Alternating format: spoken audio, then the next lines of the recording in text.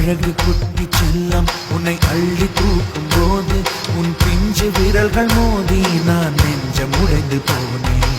ஆளை கடத்தி போகும் உன் கண்ண குழியின் சிரிப்பில் விரும்பி மாட்டிக்கொண்டு என்னோட ஃப்ரெண்டு சீதா வீட்டு ஃபங்க்ஷனுக்கு வந்திருக்கிறோம்.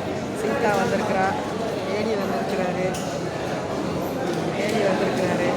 நாங்கள் 3 பேரும் வந்து ஃபங்க்ஷனில் கலந்துக்கிட்டு வருவோம். அம்மா என்ஜாயாக இருக்கும்.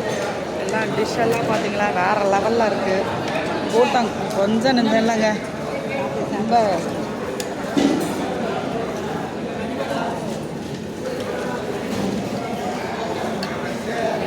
வச்சுக்கிட்டே இருக்கிறாங்க. நிறைய டிஷ் வந்துகிட்டே இருக்குது.